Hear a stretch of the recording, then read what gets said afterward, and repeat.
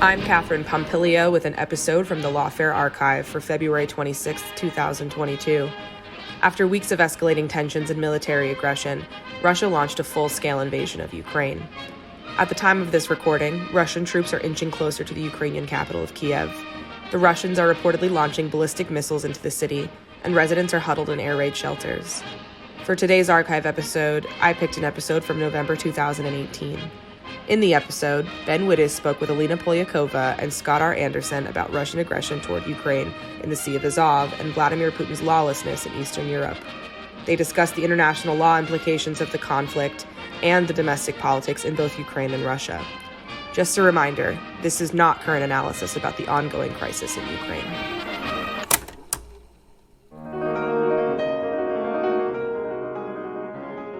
I'm Benjamin Wittes, and this is the Lawfare podcast, November 27th, 2018.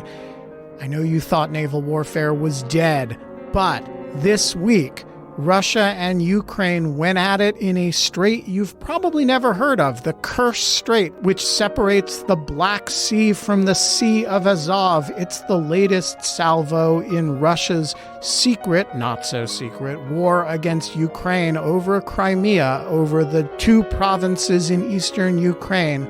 And it's the latest thing that has the world talking about Vladimir Putin's lawlessness in his backyard.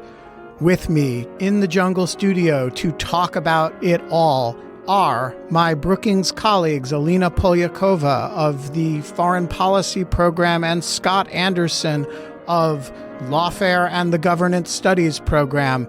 We talked about what happened this week. We talked about the international law implications. We talked about the domestic politics in both Ukraine and Russia. The name Donald Trump never came up. It's the Lawfare podcast, episode 368. We've done a lot of episodes, people. Alina and Scott talk Ukraine and Russia. Alina, let's start for those who haven't been, religiously following each incremental development in the new Crimean War. What happened over the last few days between Ukraine and Russia? And, well, let's start there. What happened? So if you haven't been following the recent developments, basically what happened over the weekend was that there was an attack by a Russian vessel, a Russian Navy ship, on a Ukrainian tugboat. The Russian ship basically rammed the Ukrainian tugboat in the Sea of Azov. So for the listeners that don't know where the Sea of Azov is, it's a relatively small body of water that is bordered by Ukraine on the west, Russia on the east, and to the south, you have what is called the Kerch Strait. And the Kerch Strait is this passage that connects the Sea of Azov to the much larger Black Sea. And it's also a contested area because it also connects Crimea, which Russia occupies, to mainland Russia via a bridge that the Russians built in May of this year. And so tensions have been escalating in this water region for quite some time. It's a small area, and it's an important area for commercial and merchant ships to pass to Ukrainian ports. And since about May, we've seen an escalation of Russian military activity, more vessels, more ships in the area, also Ukrainian activity, trying to keep an eye on what the Russians are doing. And then, finally, over the weekend, it all came to a head and quickly escalated to the point where, based on recent reports, we know that the Russians have now taken 3 Ukrainian ships into custody. They're also holding, there's some conflicting reports, somewhere between 23 and 26 Ukrainian sailors. Some of those were injured in the fires that the Russian ships allegedly fired the Ukrainian side. And so this is basically where we are today. The Ukrainian government has responded to this by instituting a temporary martial law for about 30 days on some regions of Ukraine, which of course is also a problematic decision to say the least. Okay, so let's unpack that because there's a huge amount in that very brief and admirable account. Why would Russia want to interfere with a Ukrainian tugboat going through the Kerch Strait into the Sea of Azov. Well, what the Russian side claims is that they basically have sovereignty over the Kerch Strait and the Sea of Azov. That is not true necessarily, because in 2003 there was an agreement reached between Ukraine and Russia, obviously very different political and historical moment, but that agreement is still in place, and it gives Ukraine and Russia dual control of the Sea of Azov and also dual control of the Kerch Strait. Now, things changed quite dramatically in 2014, which is when Russia invaded Crimea and militarily continues to occupy it. And since 2014 has actually built up Crimea to be much more of a military base for Russia. And now what we see the Russians doing, it's not that different from what I think the Chinese have been doing in the South China Sea, where they express sovereignty over this body of water because they claim sovereignty over a certain landmass. And what they're doing now is they blocked this very critical passageway, the Kerch Strait, which is already costing the Ukrainian economy potentially millions because it's slowing down shipments into major ports in Ukraine. And what they will likely do, though we don't really know yet if this is the long-term objective, is to continue to block that passageway with potentially, forcing commercial vessels to pay passage fees to get through the Kerch Strait, to get to those critical ports. So basically asserting sovereignty over these waterways, again, in violation of multiple international agreements. So to understand what you just said, the listener has to visualize, I think, the geography here, which is, you got the large Black Sea to the south, and then separating the Black Sea from Ukraine is the Crimean Peninsula, which of course is Ukrainian sovereign territory, but annexed by Russia in the earlier iteration, 2014. And then there's this little bubble of sea, the Azov Sea, between the Crimean Peninsula and kind of Ukraine, Russia to the north. That is Ukraine's set of ports, right? Southern ports. Correct. If they don't have the Crimean Peninsula itself, which borders, which abuts the Black Sea itself, right? I think what's critical to understand about this, and everybody that still is confused about geography should go to Google Maps and have a look at the map, and that's incredibly helpful to get a better idea of why this area is so prone to potential accidents and conflicts, and why a skirmish like this was almost inevitable. When Russia took over Crimea, Russia didn't actually have a land pass to get supplies to individuals that they now consider Russian citizens. And so what the Russians did in May was, to great fanfare, build this bridge over the Kerch Strait, that little connector that you were talking about, Ben, that now connects mainland Russia to the Crimean Peninsula, allowing Russians to push through shipments of various goods and services, soldiers, equipment as well, obviously, all the way to Crimea. They're still having problems supplying Crimea with other basic services like electricity, which still has to go through mainland Ukraine, if you want to call it that.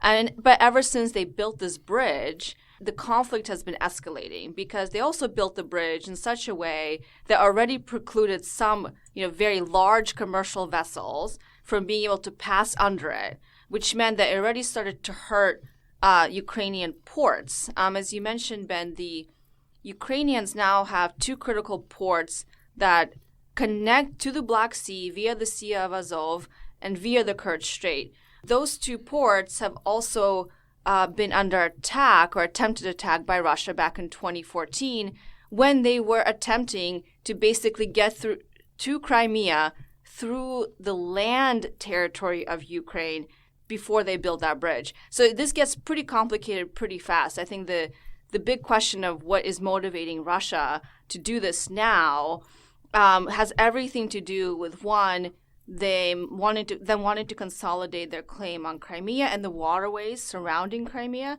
and two, wanting to really squeeze and strangle those key Ukrainian ports, putting a lot more pressure on the Ukrainian economy in a way that they weren't able to do by land back in 2014. So it's reasonable to understand this as an extension of the 2014 conflict over Crimea. Is that fair? Absolutely. It's an extension of that conflict by the Russian side. Okay. Meanwhile, there's this other Russia-Ukraine conflict over the eastern Ukrainian Donbas region, which is, if you're Russian-oriented, has a ethnic Russian population that wants autonomy/independence. If you're Ukrainian, has been occupied by Russian forces. I think the truth is clearly closer to the Ukrainian side there.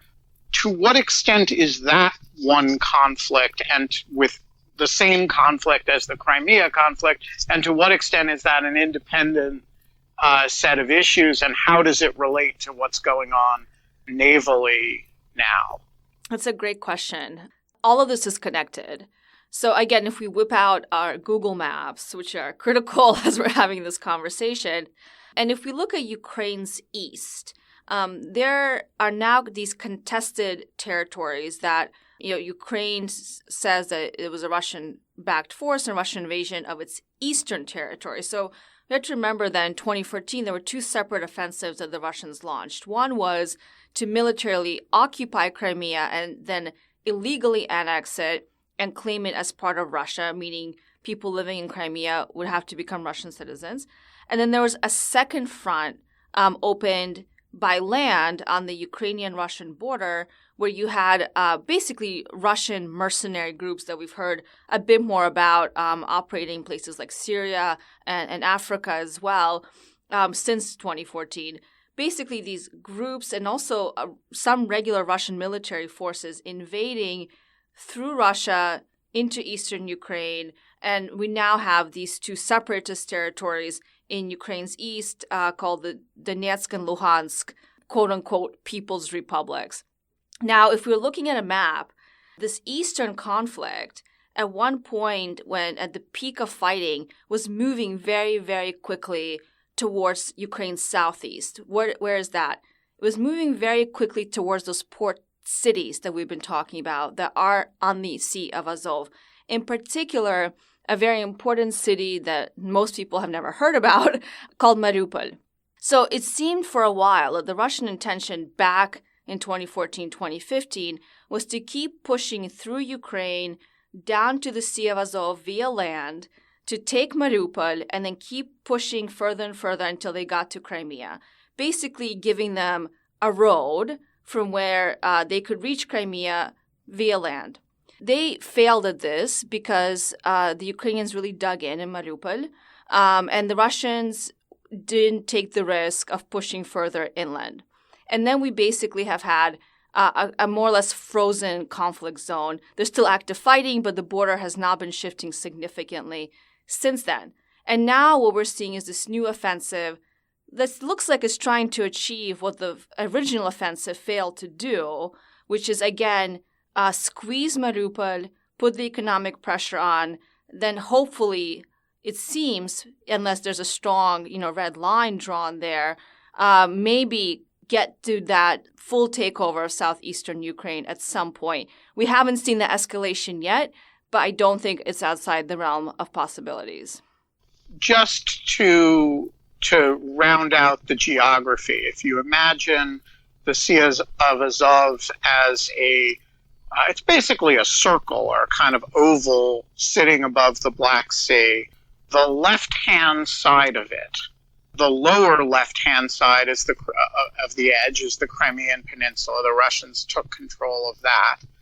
And above it, on the left-hand side, the Russians kind of grabbed these two provinces and are threatening to push south to encircle the Ukrainian side of the sea, which is their only port access. Is that a reasonable sort of account of the map? Yes, although it's their only port access, it would be their only port access on the Sea of Azov. Ukrainians have access on the other side of Crimea to the Black Sea, most notably via Odessa, which is on the Black Sea. So it's not the Ukrainians' only ports, but they are important ports, especially for that conflict ridden southeastern region to continue to get supplies.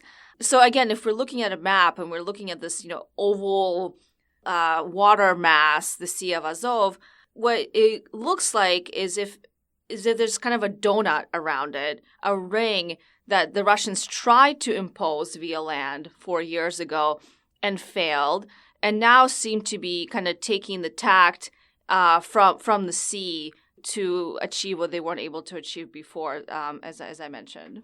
Okay.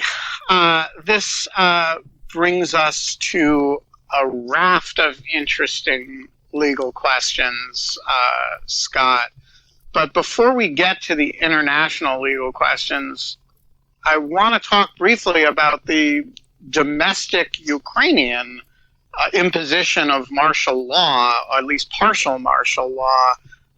So, Alina, walk us through what happened there and to what extent this is now a sort of Ukrainian democratic threat, sort of quite apart from anything else that might be going on.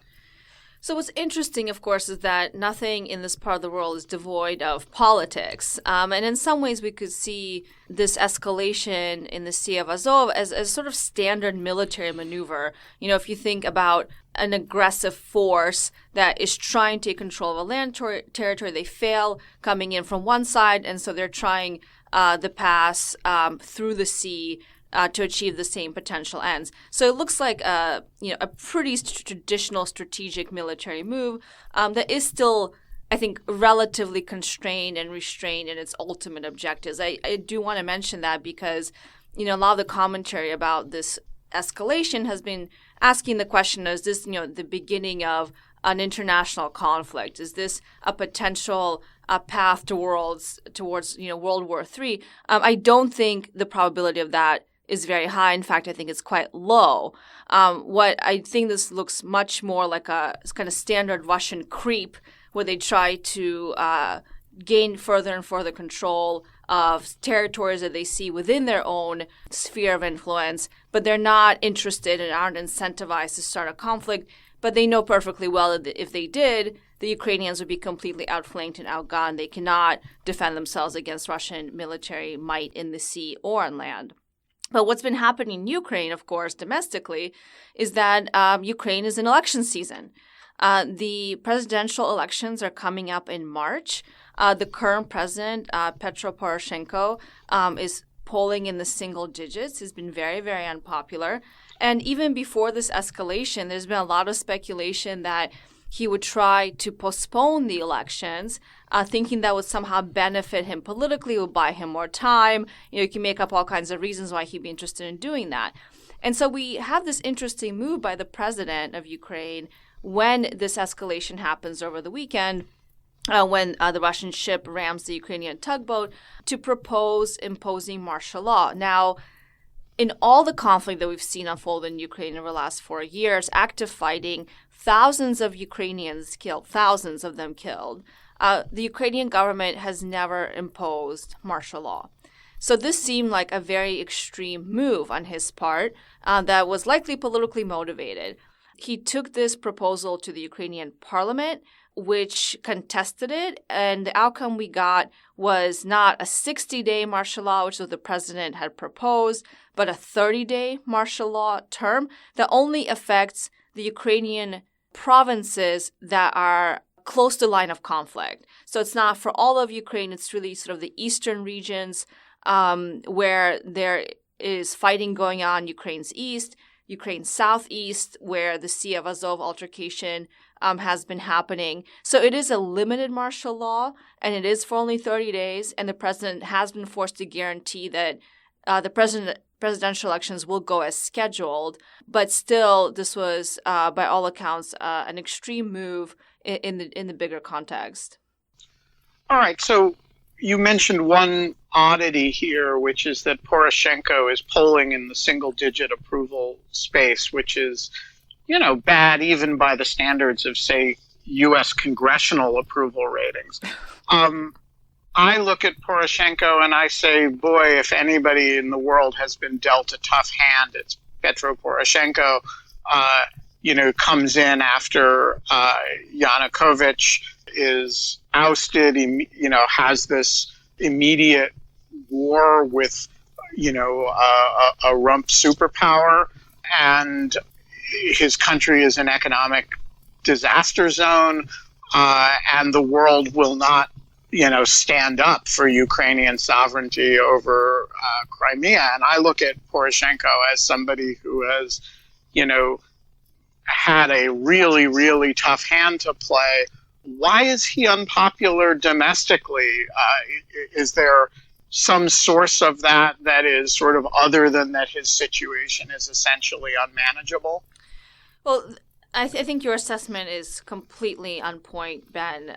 There's no question that anybody that came into this position of being the Ukrainian president after a massive uprising, democratic uprising, a revolution, the former president fleeing to Russia, Yanukovych, who you mentioned, and Ukraine basically being left with no money in its budget. The Ukrainian state budget was completely robbed by the previous regime.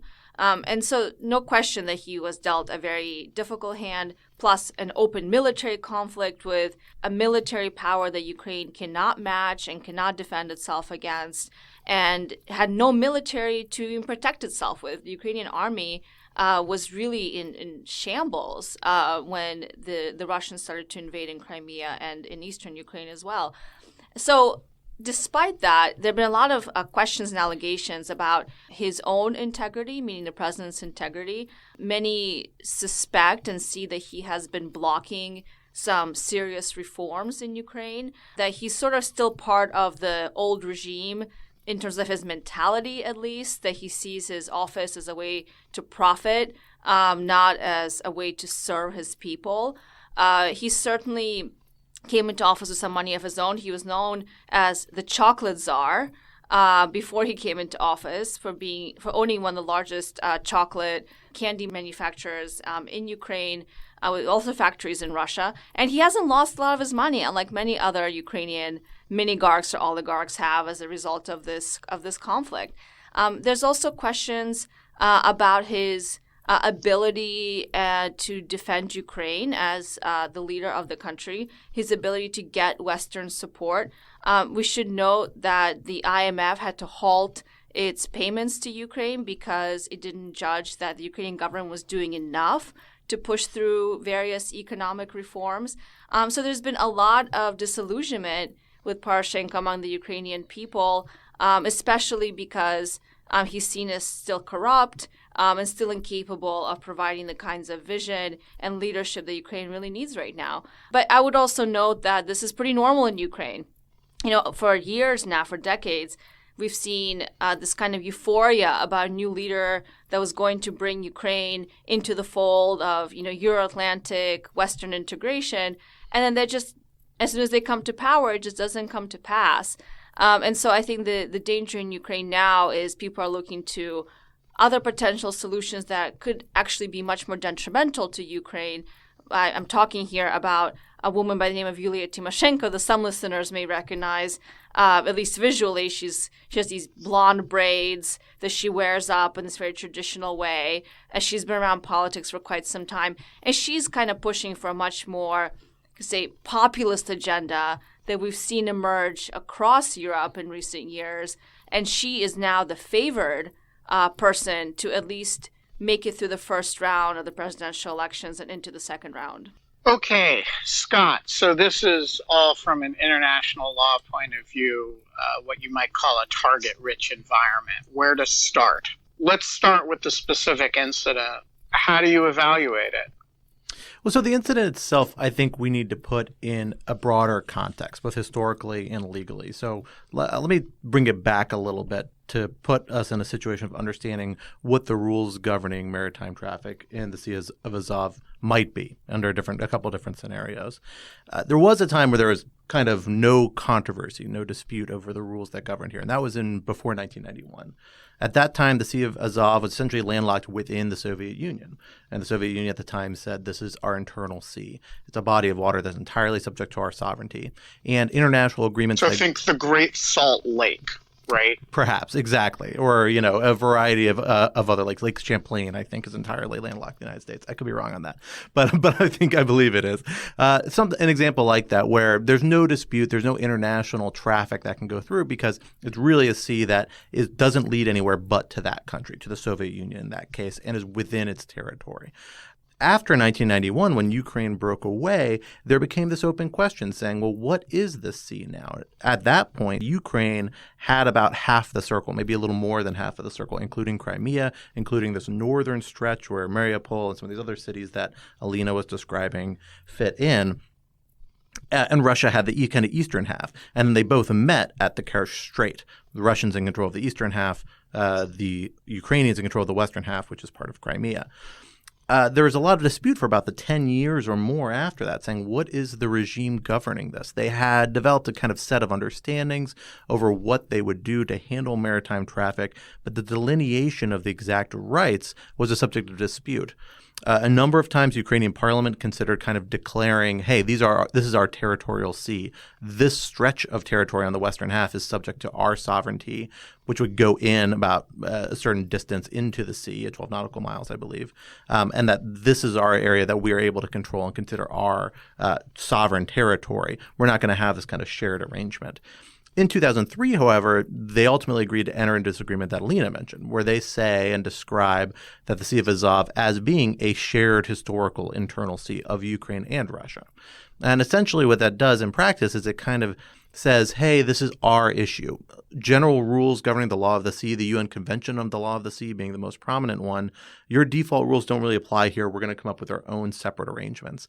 And this agreement and follow-on agreements establish a bunch of sort of procedures about how maritime traffic was going to be managed, information sharing, inspection rights, things like that the Russians and the Ukrainian authorities were going to share amongst each other. That arrangement more or less proceeded up until 2014 with the seizure and eventual claimed annexation of Crimea by Russia. Russia now considers Crimea to be part of Russia, although it is pretty much the only state that views it that way, or one of very few.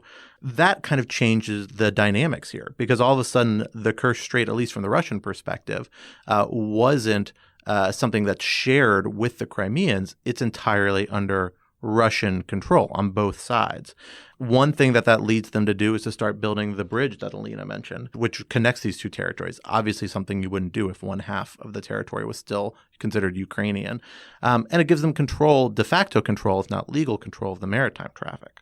So what the Russians say up until this point is that they essentially say, hey, we're still treating the sea as subject to this kind of condominium arrangement, to these subset of rules that we've worked out with the Ukrainians.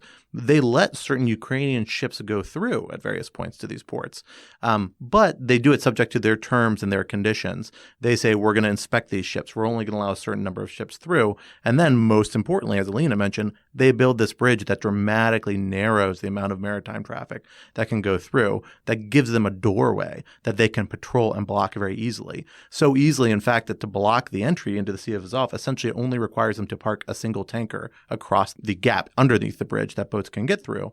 And that essentially shuts off the Sea of Azov. The Ukrainians have responded to this in a number of different ways. First, in 2016, they filed essentially a lawsuit, an arbitration claim before the Permanent Court of Arbitration pursuant to the UN Convention on the Law of the Sea, claiming that building this bridge, withholding Ukrainian rights to kind of passage through into the Sea of Azov violates the UN Convention of the Law of the Sea, violates the rights that the Ukraine has under that convention, to which both Russia and the Ukraine are parties. Russia says, the UN Convention of the Law of the Sea doesn't apply here because this is still an internal sea. That convention doesn't apply to internal seas. There's kind of a jurisdictional debate going on there in the first instance that we're still waiting to be resolved, and those proceedings aren't entirely public. So we don't exactly know their current state or the full scope of arguments that are being made there. The other thing that Ukraine does is it starts pushing the envelope. So in a few incidents, I think the last one was October, Alina may know better than I do, there was a case where Ukrainian ships basically ran this sort of network of arrangements that the Russians were maintaining, and without seeking the usual permission and authorization, moved a few ships into the Sea of Azov, essentially during a period in which the Russians just weren't paying enough attention. I think that is probably more correctly seen as kind of a direct predecessor to this incident. In this incident, the Russians say, hey, Ukrainians, you aren't playing the game. They say this is an act of Ukrainian provocation because Ukrainians are refusing to comply with the rules that they've set forward for maritime traffic coming into the Sea of Azov. I'm not entirely sure if we know the extent to which Ukraine was complying with the rules as Russia established. We know in the past they haven't always with these Ukrainian ships. But then Russia responded in this case very forcefully by seizing the ships, opening fire on them, ramming them in an effort to enforce this kind of maritime regime. And now is threatening, and I think de facto is at this point, shutting down maritime traffic into the Sea of Azov entirely. This kind of leads us to this question today about, what are the rights? Is this a proper thing for Russia to be able to do? And it's kind of a complicated argument. Ironically, the kind of internal seas arrangement is both a double-edged sword. It does say essentially that Ukraine does have access and should have access to the Sea of Azov for a variety of purposes, but it doesn't set out very concrete rules about how that's supposed to be realized. In contrast, the UN Convention on the Law of the Sea, if this were not considered an internal sea pursuant to that agreement or just the general practice of the states, would guarantee Ukraine rights of passage even if this were considered Russian territorial waters. They would have a right of passage to their own territorial waters on the other side, one that's not even clear could be suspended in all circumstances. So there is this complicated legal argument about saying, well, what are the positions of the states going to be moving forward? It's likely in a state of flux. Well, what's interesting about the context you lay out, Scott, is that the Russians have already de facto been exerting and expanding their quote-unquote authority to control those waterways. And since at least May, there have been over 150 ships that the Russian security services, the FSB, have stopped and detained or harassed or searched illegally before they were allowed to pass, which has caused a lot of logistical delays and shipment delays already. So this may seem like a surprise, but certainly we have seen this build up over time. At least since May, and we've seen Russians, consistently, I think, also push the envelope, I think waiting for the Ukrainians to take one wrong step so then they could make the move and say, well, this was a Ukrainian provocation first and foremost, and we're just responding. And we've seen this movie before. We've seen it in 2008, where the Russians did a similar attack in Georgia, them provoking the Georgian government to start a war with Russia, which they clearly couldn't compete with Russia in that way. And I think the concern is that we might be watching this movie again now. All right, so let's talk about the international reaction to this, because, the fine points that will interest the arbitration panel under UNCLOS is not the driving question that is affecting international reaction to this right now, which is much more along the gestalt lines of, is Russia trying to provoke a conflict a la Georgia 2008, a la Ukraine 2014, in which that is then used as an excuse to seize more Ukrainian territory. So the UN Security Council, given that Russia has a veto in it, is not an especially promising instrument for restraining Russian behavior in this regard. But Scott, how do you assess what happened in the Security Council over the last couple of days? And, is this a way of signaling that, sort of the rest of the world expects restraint, or is this just a kind of flailing on the part of other countries in the world? No, I think we've seen a fairly unified and strong response to this in opposition to kind of Russia's actions.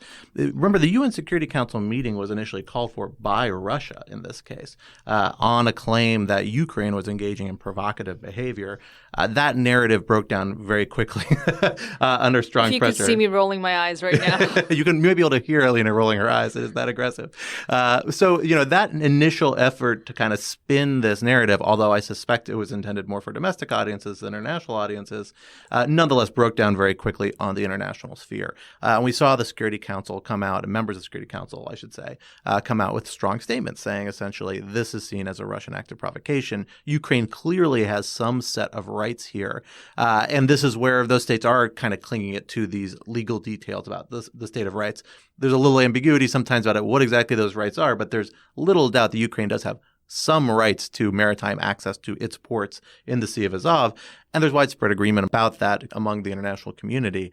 The difficulty is the veto vote that Russia does have. So the Security Council being able to take actions pursuant, to its Chapter 7 authorities or other authorities dictating actions, requiring it as an international legal matter of other states to resolve this conflict seems extremely unlikely, unless it's something that's voluntarily entered into by Russia. Maybe that's possible. Maybe Russia's decided this is not the time we want to start this, and they subject themselves to some sort of arrangements. It's hard to imagine that that's a likely scenario.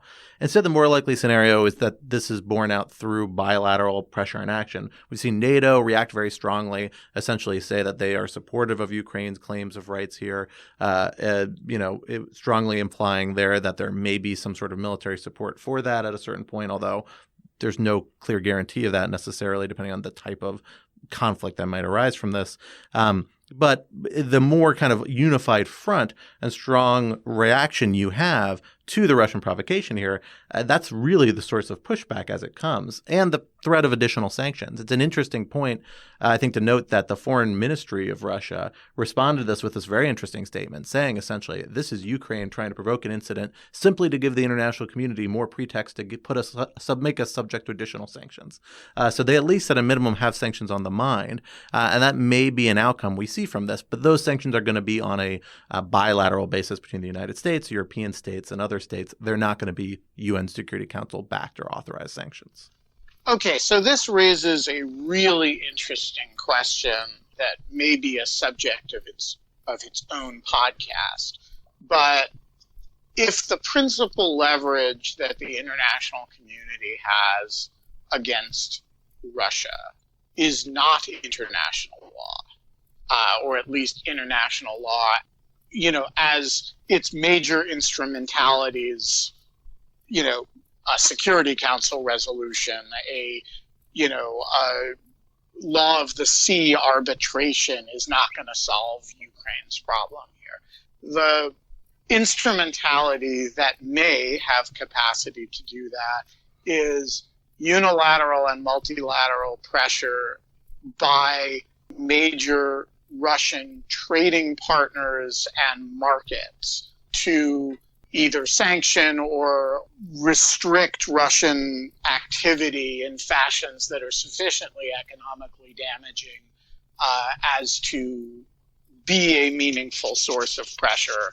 I am interested in, Scott, your sense of, what does that say about the international law instruments that we are relatively quickly developing this other one to restrain? That's not even a legal instrument exactly.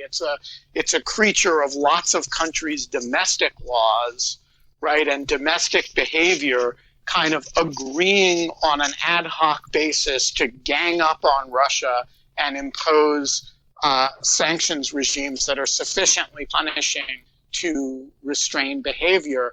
That, of course, mirrors what happened with Iran in the run-up to the nuclear deal. I don't want to go into whether that was a good idea or a bad idea or well done or not, but it does seem like there is this relatively new kind of instrumentality of pushback against, aggressive regimes, which is sort of coordinated sanctions by large numbers of countries.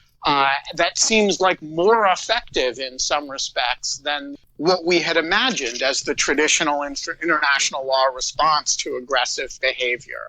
And it certainly seems to be the one that Putin is most afraid of. So what do we make of that, and should that cause any kind of head scratching about the notional enforcement mechanisms that the international community has created? Well, so Ben, I agree. I think this could be the subject for a whole other podcast, but I want to go and just push back on a little bit of the framing of that, because this sort of activity isn't necessarily that new. And it's also, I think, a little bit of a misconception to think about the Security Council as the primary enforcement mechanism for international law, even in these circumstances. International law is this decentralized body that has always had a range of enforcement mechanisms. And even the UN Charter doesn't anticipate that the Security Council is going to be the line of first resort for a variety of types of actions. It anticipates a number of state responses to international legal obligations. Security Council is in many ways designed to be the line of last resort. Now here, we have a case with Russia being a veto power, and that is a challenge, right? That's undeniably hugely weakening to the Security Council, particularly because Russia has proven much more aggressive with its veto since, some would argue it dates back to the Libyan intervention and concerns that the United States overstepped and its allies overstepped the authorization there. Some say it dates earlier. That's, again, a longer conversation than we should get into here. But regardless, Russia has been very aggressive with its veto and used it in ways that have really limited the Security Council's ability to be effective. That doesn't mean that the legal considerations here are entirely irrelevant, I would argue. When you have lots of individual states coordinating their actions, the first thing you need to do is to get enough point of agreement to say, hey, this is where we think the lines of conduct are acceptable. This is where they're unacceptable. And these are the lines where we think we're going to coordinate a response.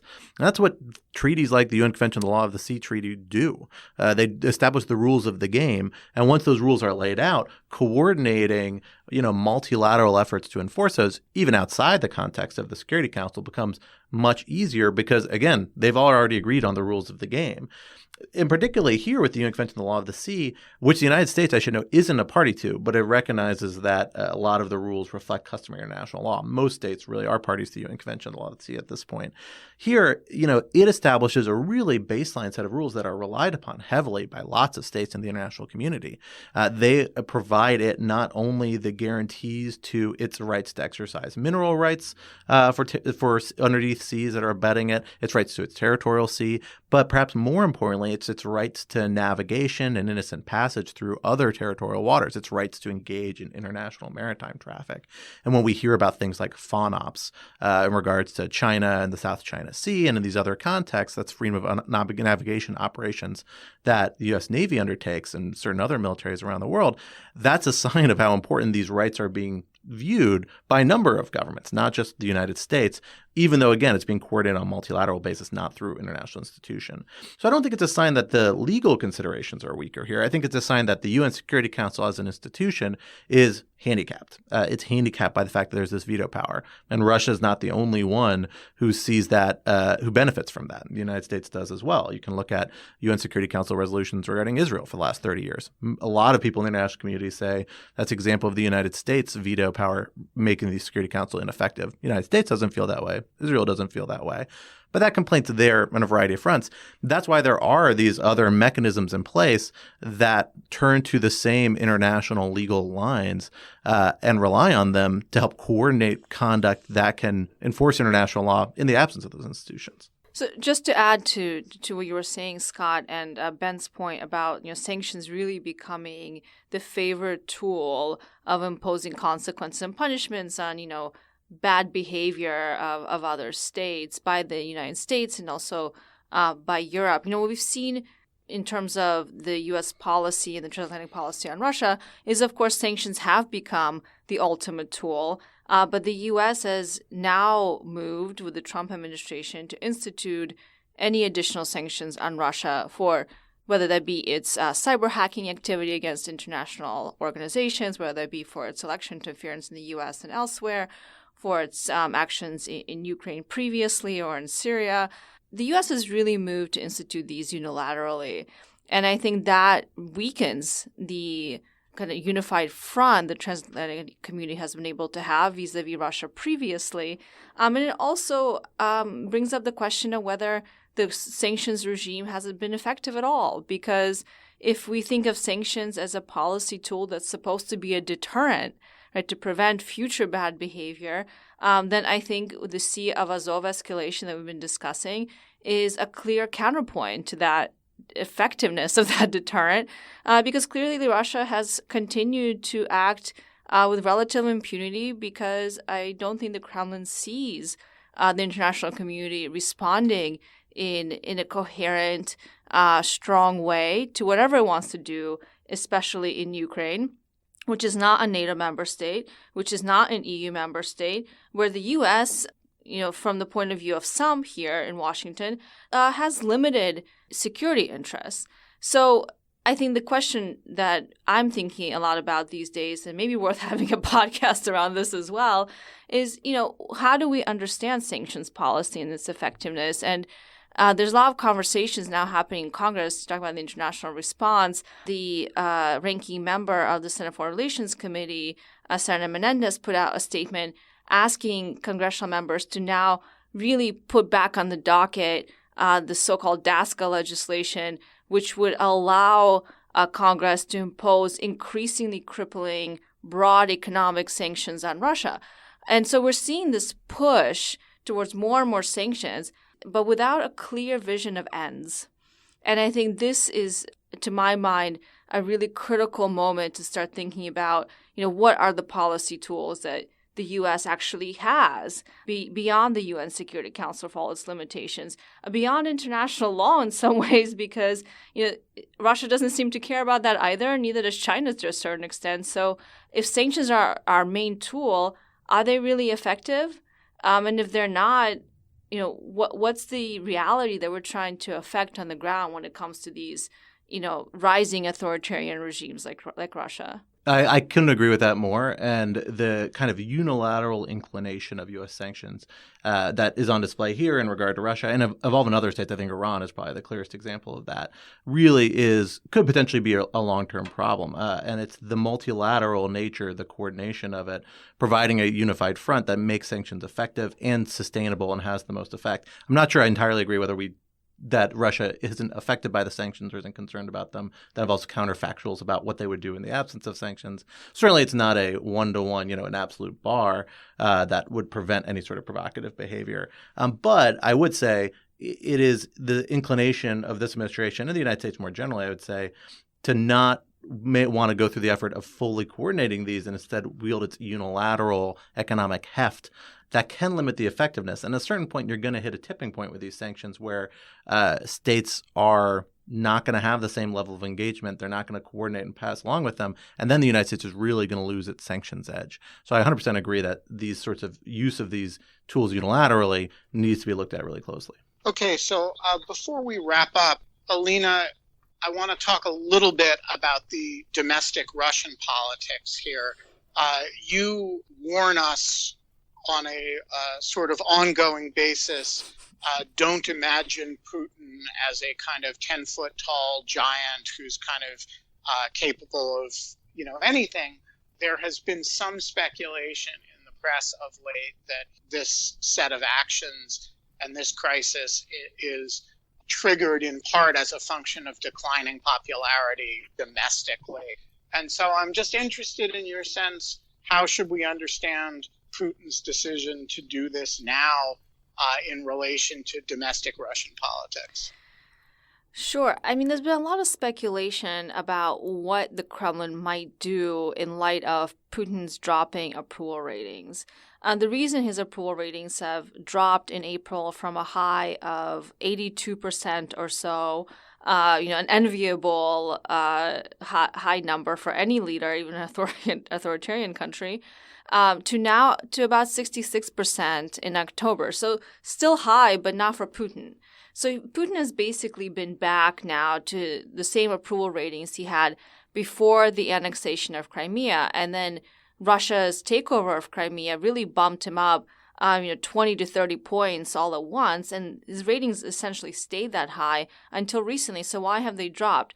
This has all to do with domestic politics. The Russian economy, because of its own doing and because of the fluctuation in oil prices, in which Russia continues to be almost fully dependent on for state revenue, has finally forced the Kremlin to institute some really unpopular economic reforms, most notably increasing the pension age of Russian men from 60 to 65 and women from 55 to 60.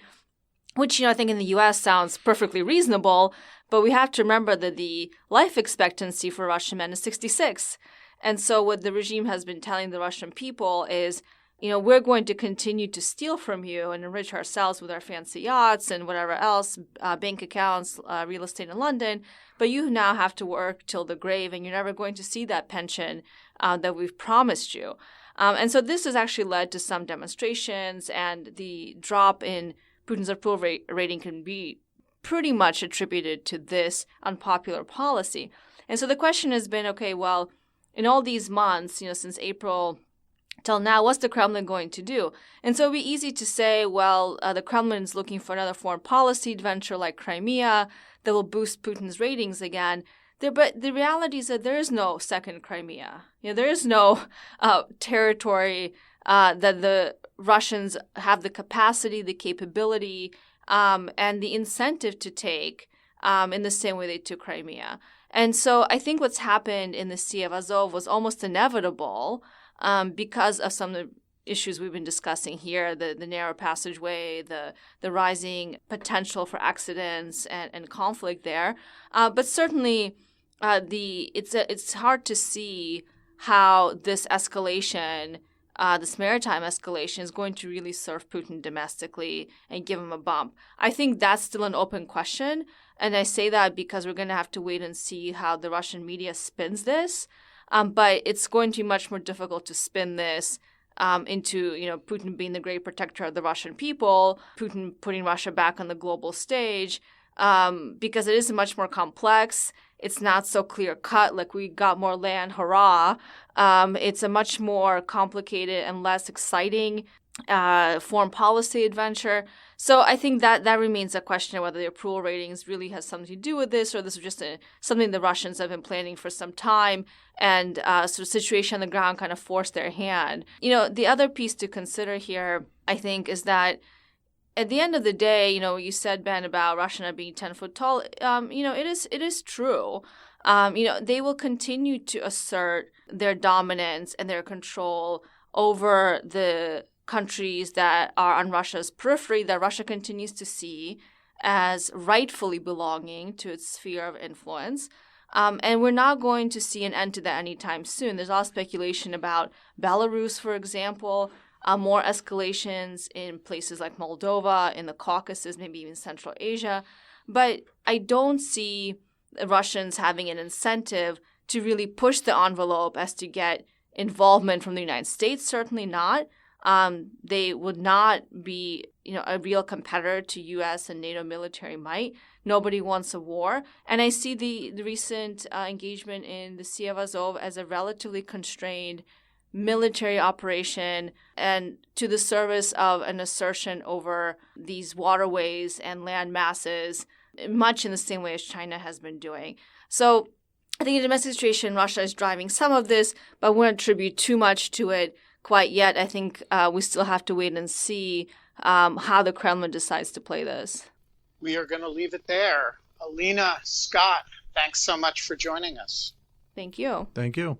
The Lawfare podcast is produced in cooperation with the Brookings Institution. Thanks this week to Alina and Scott for coming together on short notice to do this near emergency podcast. You need to do your part.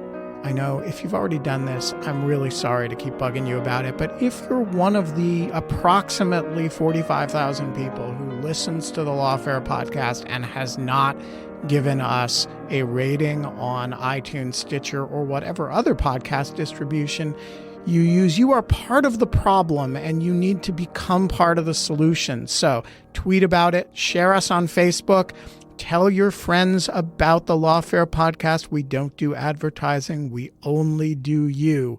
Our audio editor this week was Matt Kahn. The Lawfare podcast is produced by Jen Patja Howell. Our music is, as ever, performed by the one, the only, the back in China, Sophia Yan. And as always, thanks for listening.